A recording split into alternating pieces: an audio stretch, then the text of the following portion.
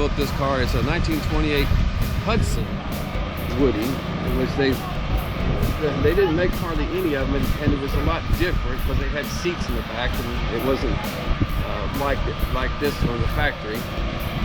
So it's been customized around, turned into like a Beach Boy little ride, you know. So there's just not very many of them around. But he built this in California and then moved to Eureka Springs, Arkansas. And I'd seen it, and we knew each other. And I had a T-bucket. He says, "You'll do some trading?" I go, "Yeah, why not?" So I traded my T-bucket for his car. I've done a few things to it, did some more stuff to it, and then here it is. It's my first time out with it. Well, I'm really liking it. It's got a V8 motor in it, independent suspension, 4-link in the back. It's all tricked out so you can ride it, drive it, go wherever you want to go with it. But a lot of people like it. It's different for this part of the country. And I almost didn't put the surfboard on it, but I thought, well, I don't know about that surfboard up here. But me and this fella over here was talking and said, yeah, it'd be all right. Part of it. Yeah, it's part of it. So, I like it. It'll be a fun toy for a while. Yes.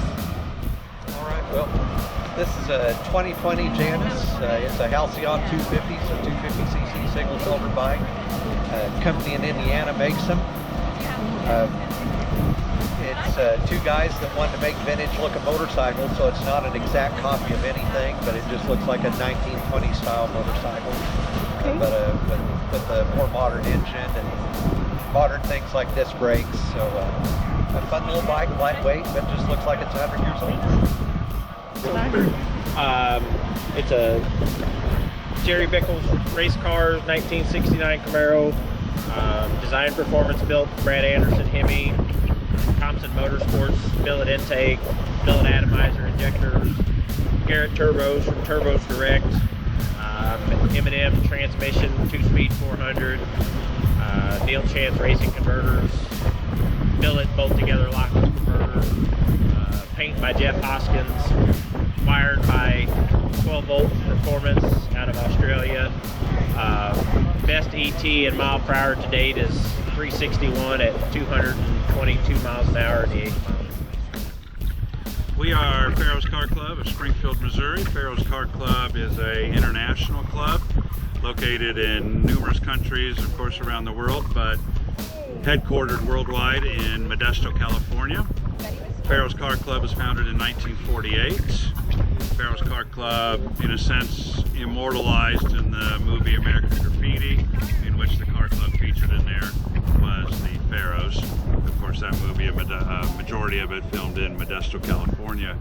Today, Pharaoh's Car Clubs across the nation use their car clubs as a form of philanthropy, in which we go and support causes and car shows that support children and veterans and seniors, and those are all causes near and dear to our heart, especially veterans, as the Pharaohs originally starting from men coming home from World War II, and pilots, namely, were looking for something to do and start tinkering on cars.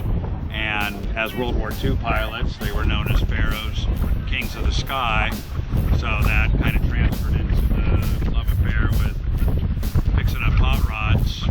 And so to this day, we still honor veterans by being Pharaohs, as well as the many other worthy causes such as Children's Miracle Network. And our car show coming up is Hanging Dice, which will be October 14th in Springfield. And even Hanging Dice, you'll see a lot of fuzzy dice in the vehicles across throughout the club.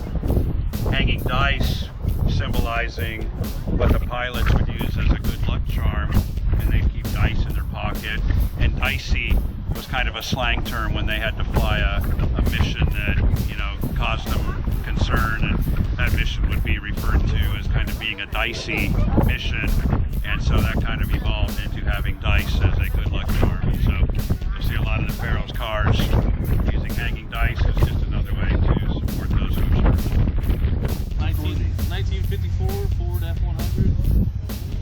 It's got Volare front end. It's got a 351 Windsor motor, C6 transmission. It's called Lemon Ice Yellow.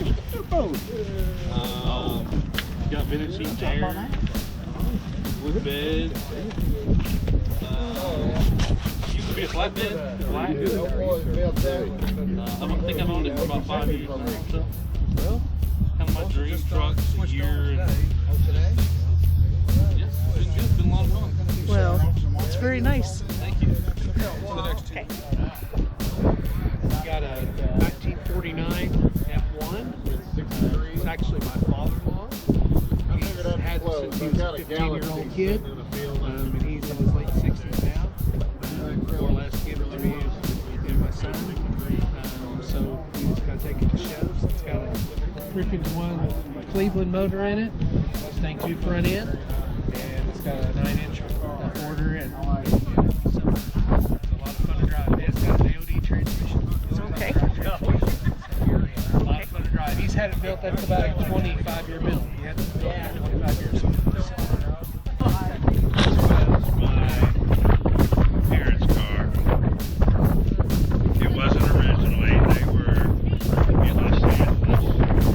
While they were getting married, their Volkswagen was being stolen. It was my mom's favorite car, and the name of the Volkswagen was Tilly. So while they were in exchanging vows, Tilly got stolen. So they come out, car's gone. My mom had enough cash in her purse from wedding gifts. They walked across the street to the Ford dealer and bought that car. 1966 Ford Mustang. So I came home from the hospital as a newborn in this car. Went to all my Little League games in this car, and then it became my high school car, and then my college car. And then I moved away from home and was gone for a long time. I was gone for years and years and years and traveled all over the country. And my father kept it for me in storage in Arizona, so that really helped.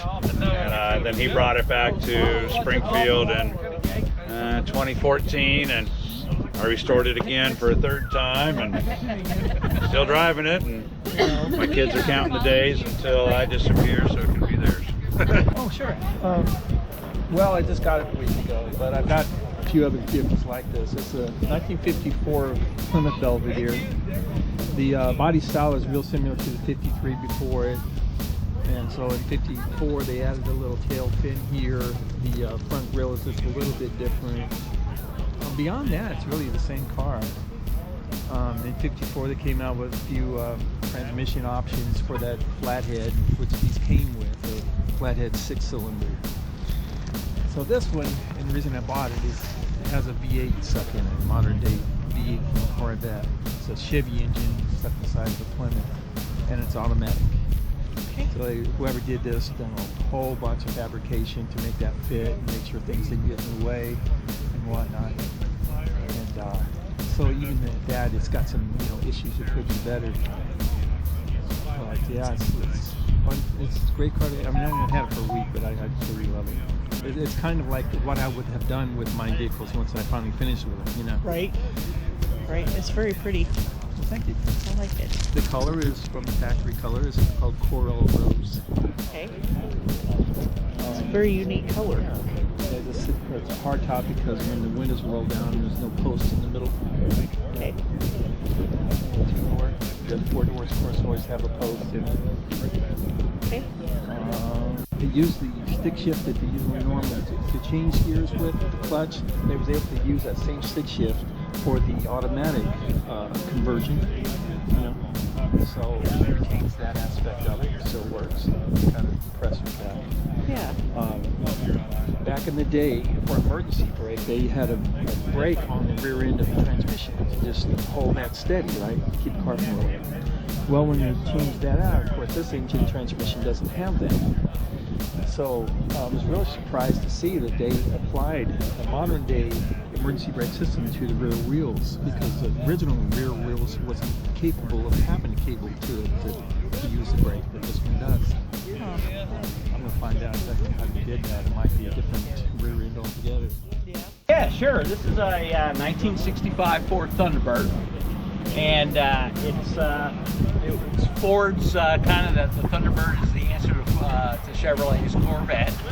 And it's got a 390 V8 engine in it, and back in its time, it was kind of considered kind of a luxury car. It was kind of expensive at the time when it came out, a little over $4,000. But it was a good road car, road touring car. It's got a rounded seats in the back, so you can take passengers. It's a little cramped in there, but it's a big old heavy steel car.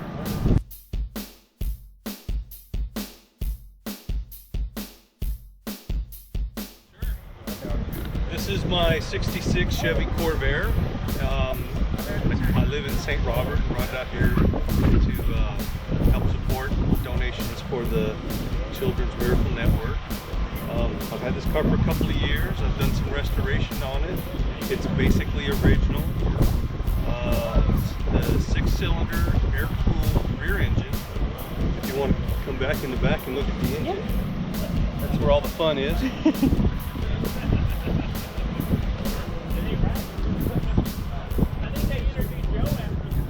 So a lot of people don't know, but the Corvair was made by Chevy from 1960 to 1969, and they produced almost 2 million cars, also trucks, station wagons, convertibles, coupes, sedans, every kind of configuration you could imagine.